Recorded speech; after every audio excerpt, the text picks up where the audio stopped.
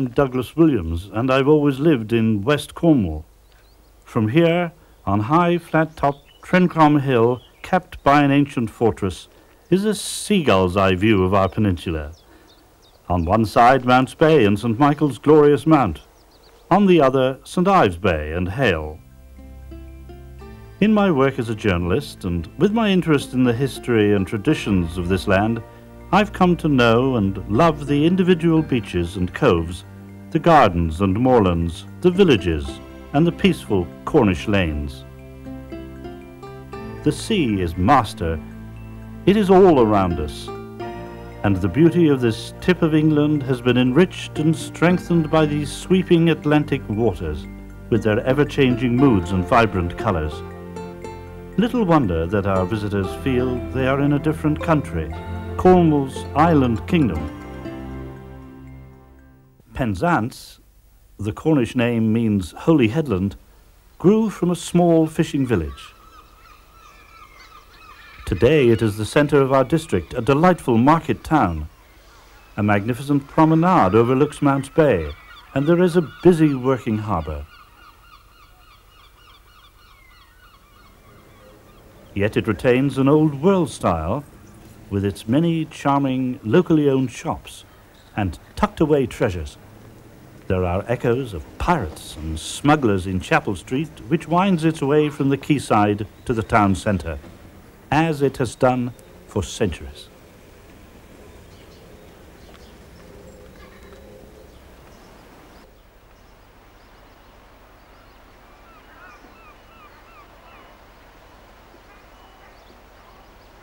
The heart of Penzance is a garden.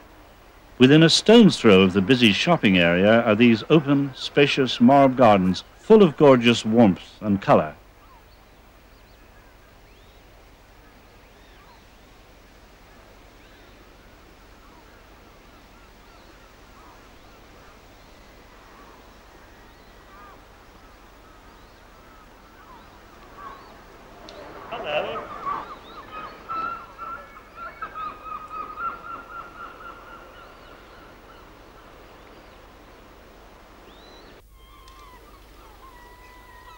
Old men remember when you could walk across the ancient Mousehole harbour along the rows of fishing boats that crowded in.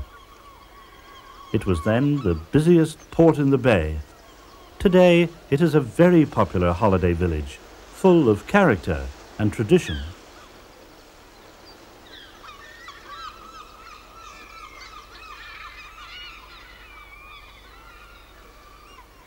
The most breathtaking panorama of sea and sky, beach and headland comes from high on a coastal cliff.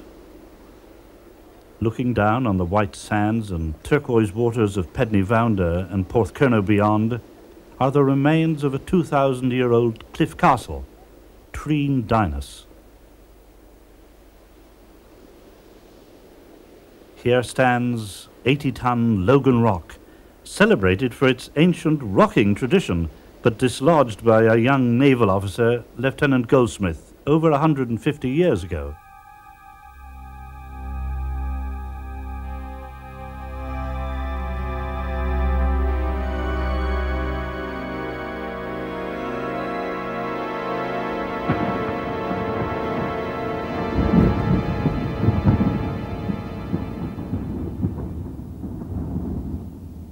A public outcry forced him to replace the stone, at his own expense.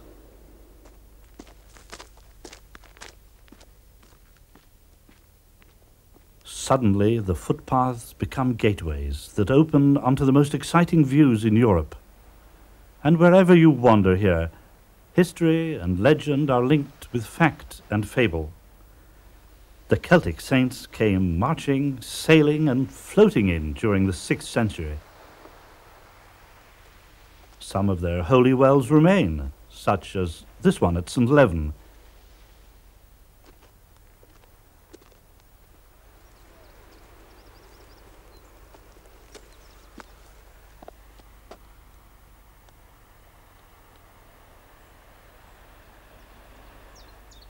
Outside the little church is a huge granite boulder, broken in two by the saint's staff.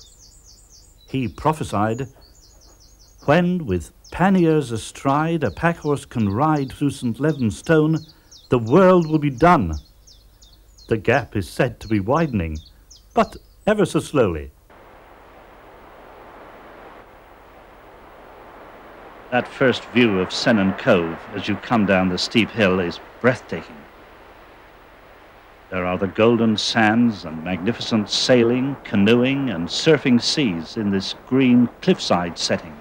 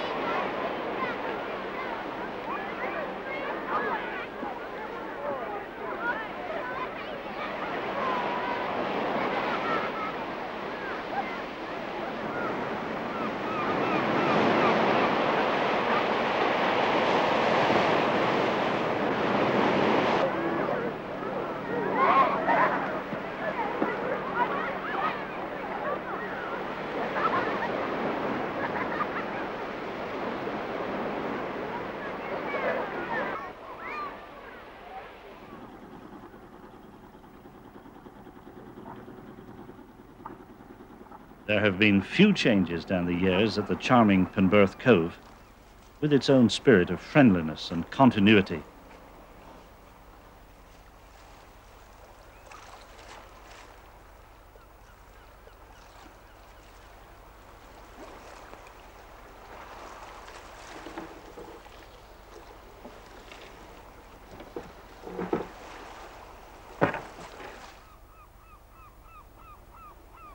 The local fishermen still work from the granite slipway for the fish and the lobsters in Mounts Bay.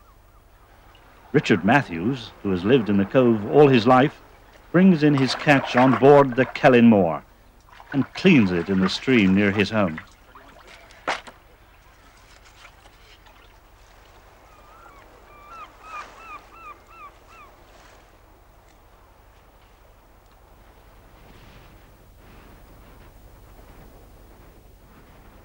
On the cliffs near Pendeen stand reminders of Cornwall's industrial past.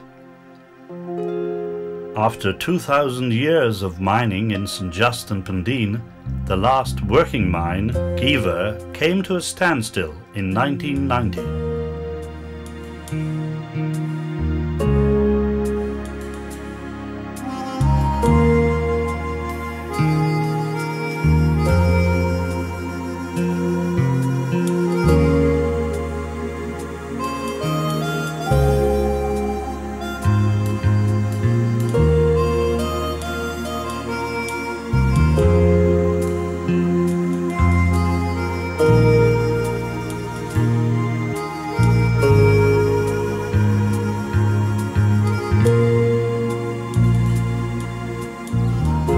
Visitors can now tour the complex, led by a local guide.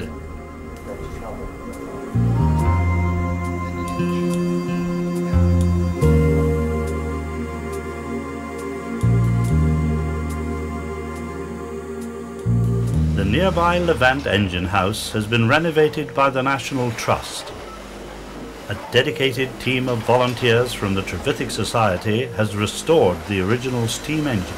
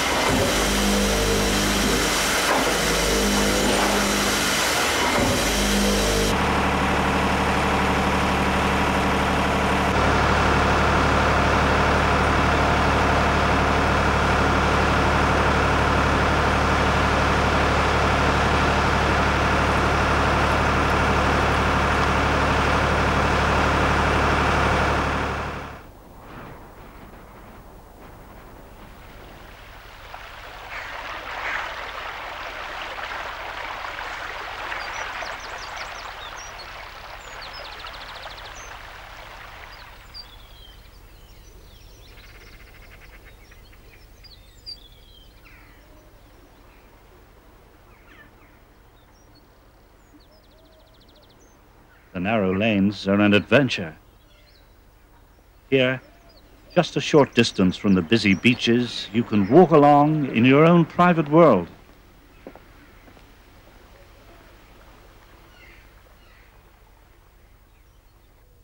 There's always something new to discover as you walk around each secret corner, some in bright sunlight and others in mysterious shadow.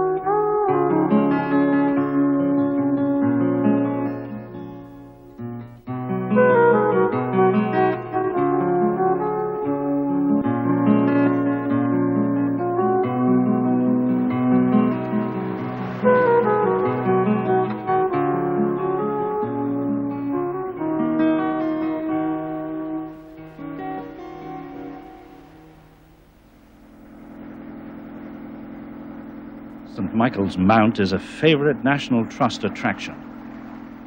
About 150,000 people visit the castle each year. You can stroll there along a cobbled causeway from Marazion. But at high tide, the mount becomes an island, and the boatmen provide the pleasure of a sea trip.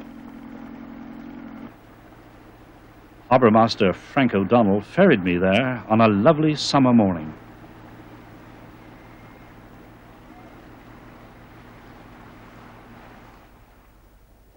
Legend tells that the mount was built by the huge giant Cormoran, slain by Jack the Giant Killer, and that on a high ledge of rock, the Archangel St. Michael appeared to local fishermen 1,500 years ago. Pilgrims came in their thousands. Now the path is trod by holidaymakers with equal enthusiasm.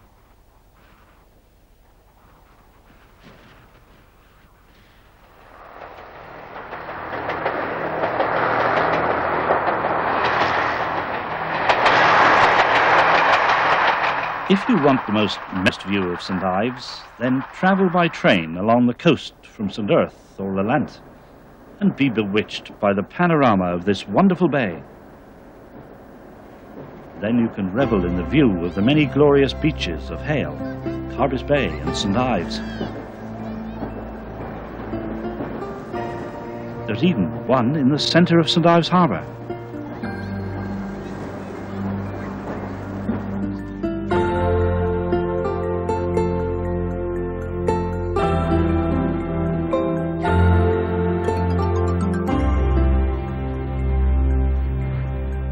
artists came here and to Newlyn over a century ago, they continue to be fascinated by the sensations of light.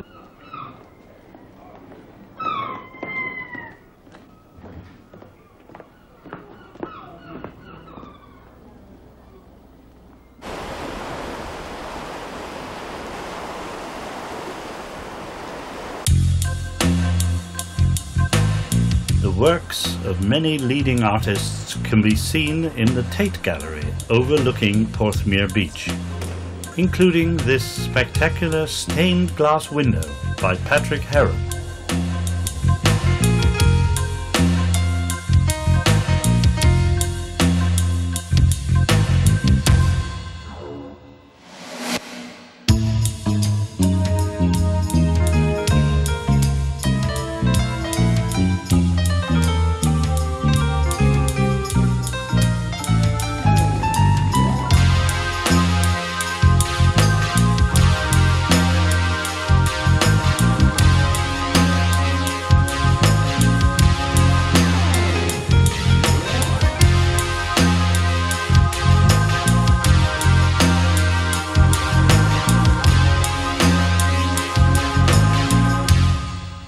This museum garden at St. Ives is filled with the works of sculptor Dame Barbara Hepworth, who sought her inspiration from the shapes and forms of the Cornish landscape.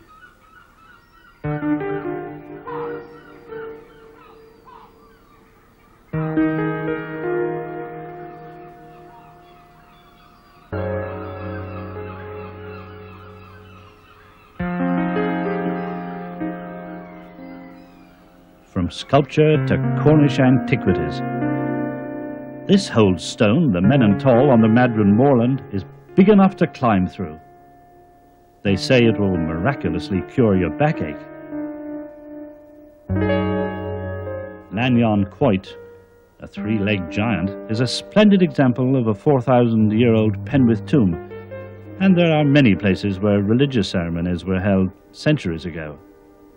If you visit the Merry Maidens at St. Buryan, you may see the girls and the piper who are turned to stone for dancing on a Sunday.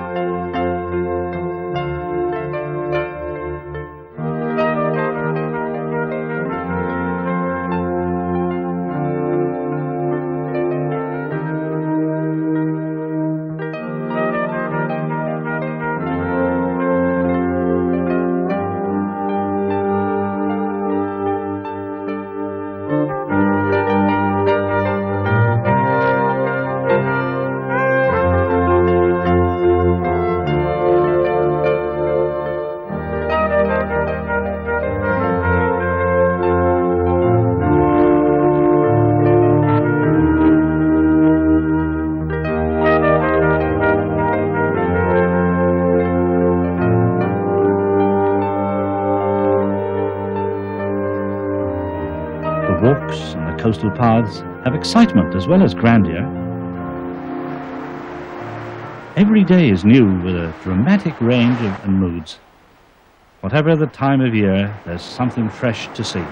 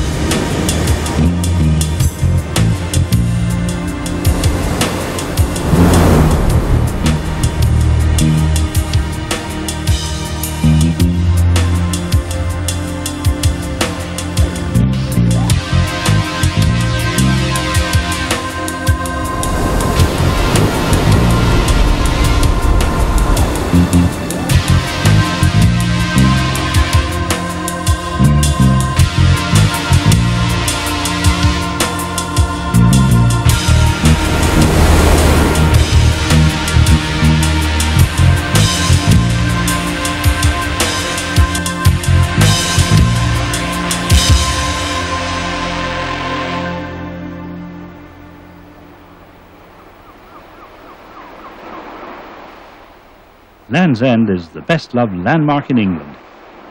Just to stand on the cliffs and look out to the Longship lighthouse and the Isles of Scilly is to conjure up the Cornish magic of that lost land of Lioness.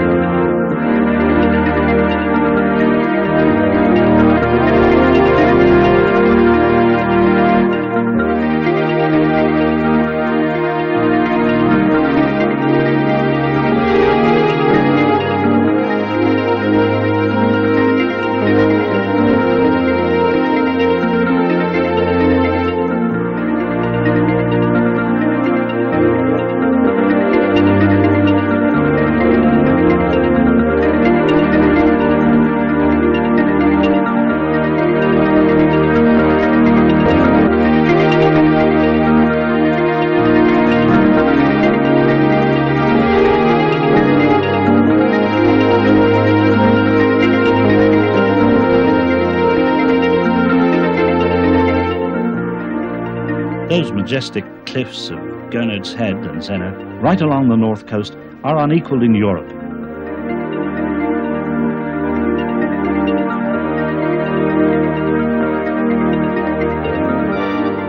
Cape Cornwall, with its tall mine stack standing guard over the western approaches, has recently been presented to the National Trust.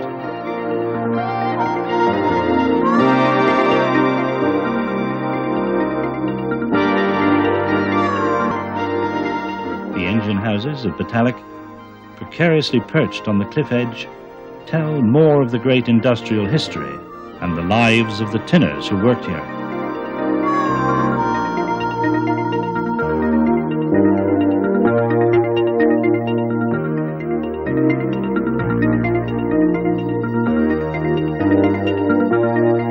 Our open-air Minnack Theatre by the sea at Porthcurno was created from a garden over 50 years ago. It attracts eager audiences each week to the summer night performances of plays and musicals.